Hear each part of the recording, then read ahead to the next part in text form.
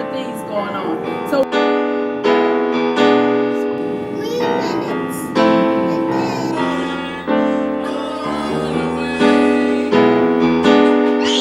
we are back here today with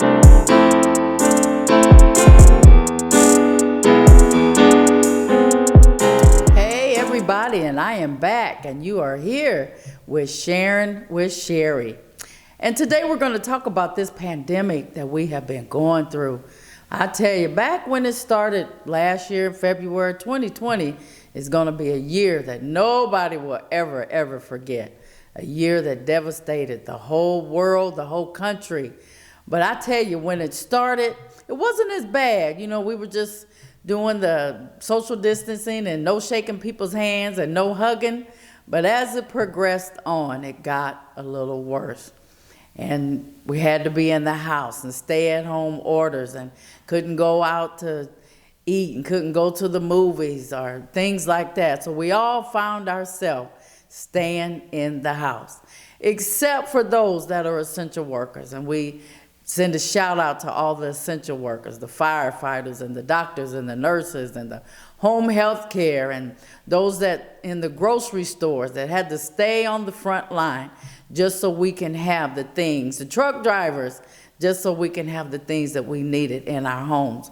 How many of y'all remember the toilet paper craze? Everybody was running to get the toilet paper and the cleaning supplies, paper towels and everything, running to the grocery store, getting water and food and everything. But I tell you, but one thing you think about is, how did you handle it?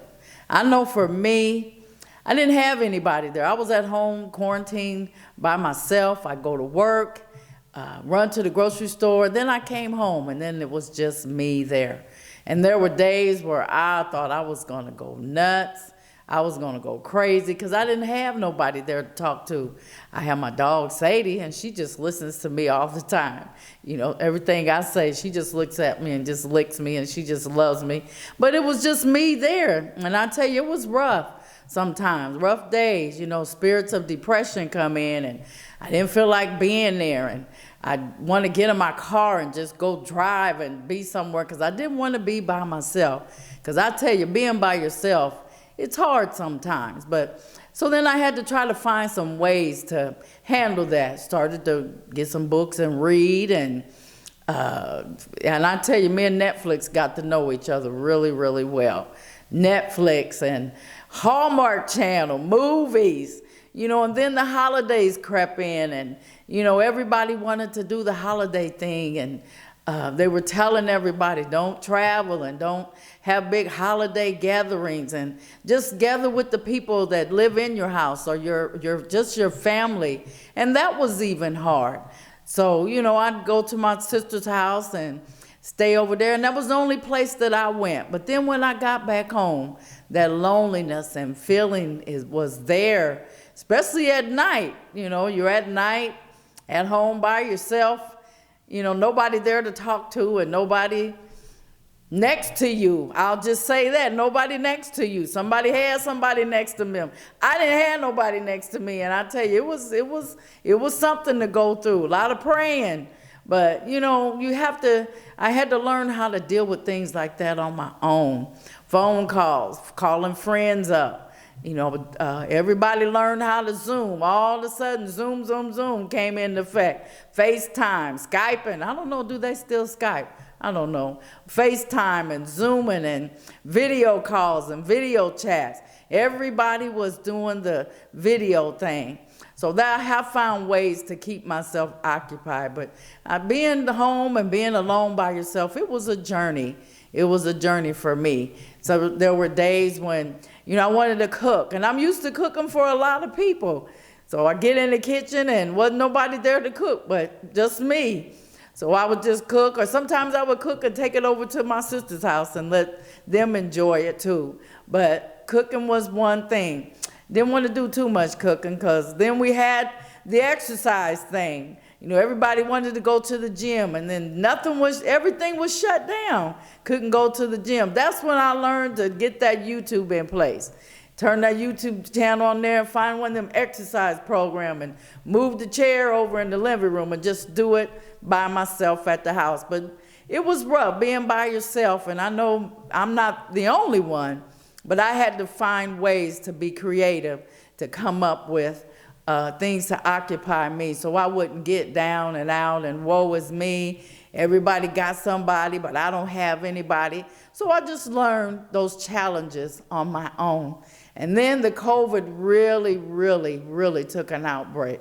And I tell you, really came and took an outbreak. And when it hit my family really hard. I had other friends that contracted the virus. I had some of my coworkers, they contracted it. But when it hit your family, that's when it really hurt. My sister, one of my sisters, Rhonda, she contracted COVID. And then you say, well, I wore my gloves and I had my mask on and I practiced social distancing. And some people got it anyway. And that's what kind of, got us. It stunned us. Well, she don't really go anywhere. She didn't do anything. And one of the grandkids said, well, Granny, you must have got it at Walmart. They're going to put Walmart out there. But she contracted the COVID. And when it first started, it was okay. She was quarantined in her house by herself. But one day she started to not breathe, and she couldn't breathe on her own. So we had to take her to the hospital, call them to come and get her and take her. She was in the hospital a couple of days, and it wasn't bad, but as she went on through the hospital, she started getting a little worse and worse. So we were concerned about it. And then the worst part about it is during the pandemic, you can't go up there and be with them in the hospital. They won't let nobody in. And I believe they're still doing somewhat like that now in some places. But we couldn't be there with her. And she got really sick. Had to go on the tube and the ventilator, to kind of assist her and help her with her breathing. But when it hits home, it's really a scary thing. It was very scary for us, her children, my nieces and my nephews. We all came together and we lifted each other and supported each other. But she got real sick. And they told us that they didn't know if she was going to make it. They didn't know how she was going to come out of it. And on top of that, she developed another infection in the hospital. They didn't know what it was, but we kept praying and believing and keeping the faith. And one thing I remember praying is, I prayed to God. I said, God, you got to show that you are still a miracle worker, and He is. So in the meantime, we were praying and calling on the phone, and thank God the nurses that were at the hospital, they were so nice. They had tablets and their cell phones, and they would call us and set the phones and the tablet in the room, and we can just see her on the screen, and we can sit there and watch her. And they told us that, even though she was sleeping, that she could still hear us. And we just talked to her, and the grandkids talked to her, and just hoping that one day that she would open her eyes. And one day she did. Finally, a miracle happened, and that was Christmas time, the week of Christmas, and that was my family's Christmas miracle. But when it hits your family, it's just devastating. You never think that, oh my God, you see it on television that it's all these families and people that it's affecting. But when it hits home, that's when it was the hardest. And finally, she started coming around and talking and opening up her eyes and getting better. The doctors were amazed at the recovery that she was making. But I tell you, the COVID virus, and now she's had to go to rehab. When they took her from the hospital, she had to go to rehab, and she made it through that. And now she's at home where, we're all pulling together. But when it hits your family, this pandemic was a real thing, not just for the United States, but all over the world it was happening. So I'm just believing that this 2021 is going to take it out of here. But all that to say, loneliness is a terrible thing, being lonely. And, when you find yourself in situations like that, it's good to have a good support team around you. And I have my family, close friends, have my son, he checking on me, couldn't come to the house. And for a few weeks, I contracted the virus. I didn't have it, the major symptoms, but the lost and taste of smell and the sore throat and a bad cough, and I missed work too. But it didn't affect me like it affects some people. But I experienced it. I tell you, that taste of smell, and you can't taste or smell. That's a weird thing. And you think, like, man, you just be trying to eat stuff and you can't taste it. And you're like, why am I eating this? I can't taste it. But you had to eat to keep up your body strength. But it was just on all points, and the pandemic is going faster. Now we got a vaccine coming out. I know some people are questioning it. Do I take it? Do I not take it? And that's a personal decision that you have to make on your own. But it's being available for everyone and everybody. So we're just hoping that sooner or later that the vaccine will be ready, available for everyone. But I just wanted to say that this loneliness, that's the most thing that I was experienced through this pandemic. The loneliness and the spirit of nobody around me, and what do I do? And even at night, you can't cuddle with nobody. I'm a cuddler and I like to cuddle, but there was nobody there to cuddle with me. So, you had to just, sometimes I was like, okay, I'm just gonna go to sleep, and I'll wake up in the morning, I'll be okay. And I was for a while, but sometimes you're not okay. But we just had to figure out what to do.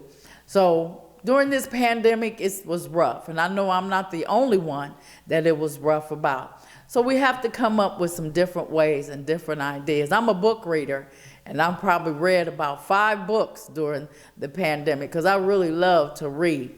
So when you're feeling like that, but like I said, you got to have a good support team, good people around you to encourage you. One thing that really, really did help me, though, is I'm an essential worker, and I go to work every day, and I never missed a check. And I'm grateful for that I never missed a check. My money was now the hours, and different people, hours getting cut, but I was one of those workers, and I'm a full-time worker.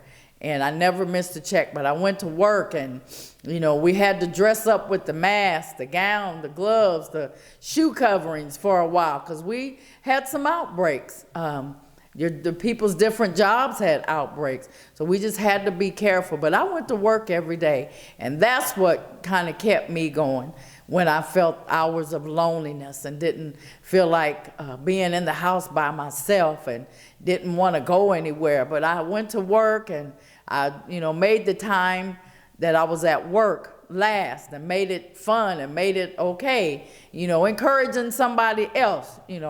Some people would ask me, how you do it? How do you do it? I'm like, do what? What are you doing? What are you doing at home? And everybody was asking, how are you handling the pandemic? How's your family going through it? And I'd say, I'm making it. I'm just making it every day by the grace of God. And that's what we have to do. Even now, even though there's a cure, I'm not going to say a cure, but there's a vaccine coming. Even now, we have to, even when you take the vaccine, they're still telling us, you still continue to wear your mask, still continue to, don't shake hands, still continue to wash your hands, still practice social distancing. I know when I go in the grocery store and, they got the little arrows and they guide you where to go. And believe me, I do that. But there's been times when I've seen a lot of people in the stores that didn't have a mask. And when I seen them, I turned around and went the other way. Because I'm like, no, I'm not trying to do that, because you never know where things are. So we just have to be grateful, and we're just hoping that this pandemic is going to be over soon. And I know I miss my family, man. I got family members that, live close, not far away, that I drive to go see, and you can't see them. And we had 2 family reunions that were scheduled, and we had to cancel those. But we had one of our family reunions, and we Zoomed it live, so everybody was able to Zoom in and see everybody, and everybody had a chance to talk. And see everybody, families growing. A lot of my family, my cousins and people are having babies, got new additions to the family, but couldn't have those family reunions. I don't know what it's going to be like, this summer, if we're going to be able to do all of that. But I believe if everybody do their part, everybody come in and do their part for keep wearing your mask and keep social distancing and all the parties. Everybody wants to have the birthday parties and different things. I had some people that I know, they let their young girl go to a birthday party and she come back and gave the virus to everybody in the house. I have a cousin, her husband wasn't honest with her about where he was going. He came back and gave everybody the virus in the house. So we got to be careful. And this was just a few weeks ago. So we got to be careful, even still what we're doing. But I just want to let you know that when you get lonely, call somebody. Use that FaceTime, call that Zoom. I know it's not the same, but at least you got somebody to talk to. You're not in the house talking to yourself. And yes, I did. Many days I talked to myself. Now, I may not have answered, but I did talk to myself. I'll just walk around the house talking, and one of my favorite things is music. I'm a DJ on the radio station. Got my speakers out and played my music, but I had to do something to keep me busy. Because I tell you, loneliness is a horrible thing. And I didn't want to be that way. So I just continued to find different ways. And now it's getting a little more open. They're starting to open up some of the restaurants. And you can now start going to the movies. But they're all practicing the social distancing in these places. But, it's starting to kind of ease up a little bit. But we want to be careful. We want to be careful, even as things are opening up. I'm not ready to go to the restaurant yet because, like I said, I love to cook. And I'll cook at home, find me something to eat real quick. But I'm not ready to go to the restaurant yet. And I know everybody was doing the ordering and all the food things were coming, DoorDash, and all them was bringing the food to your house. I don't know about trusting that, but a lot of people doing it. They was making a lot of money doing that, but we have to be careful even still. But I wasn't ready for that. So I'm just hoping, we're all hoping, and we're all in this together. That's one thing I had to know. Even though I was alone, I wasn't by myself. Had my family, my friends, co-workers, my church family, even though we wasn't in the church at the time, but we, had the live services. Everybody was doing church live on the Facebook pages. And, it was okay because you can go back. The one thing I like about that is the services, you can go back and watch them again and listen to them again. And each time I did, you get something different. But it was just good being on the Facebook and then you had a chance to look at all different services. Everybody, service was on there. So when I watch mine, shout out to my church, I can go and watch somebody else's and look at other people's services live. And it was a good thing. So I just want to let you know that even in this loneliness, in these lonely times, just look to where your strength lies. Read your Bible, get your music, and whatever it takes. But I had to do whatever it takes because I didn't want to go do nothing stupid. A lot of things go on, and people get lonely. They do dumb stuff. I know back in the day I did, but I don't do that no more. I have learned how to manage and how to maneuver around all that. But I'm just blessed to even tell these stories because I know somebody needs to hear that loneliness. You don't have to walk through this by yourself. You don't have to be by yourself. Always know that there's somebody there. It's a lot of places that offer help, and there's nothing wrong with getting help. If you need some help, you just need some help. So just prepare yourself. Get a journal. I have a journal that I write in. Not every day, but I do write in at least once or twice a week that I can write down my thoughts. I can go back and read, or, just makes me feel better when I go back and I sit down and I read or write what's been happening to me. It helps me get a lot of things off my mind. So I just encourage you today that, when you feel like you're lonely, you're not alone and you're not by yourself. And I just want to let you guys know that there are things out there to help you. But always remember there's somebody there to help you, and you're not going through this alone. So I thank you for listening to me today. I'll be back next time, and we'll have something exciting and new once again to talk about. Got a lot of things I want to talk about, but I just want to encourage. That's what I want to do, encourage. I got some testimonies I'm going to share, but we just want to encourage you today. I want to encourage you today.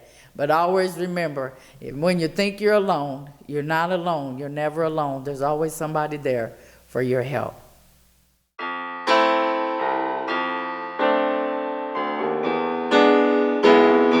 And that was this edition of Sharing with Cherri, but don't go away because we will be right back.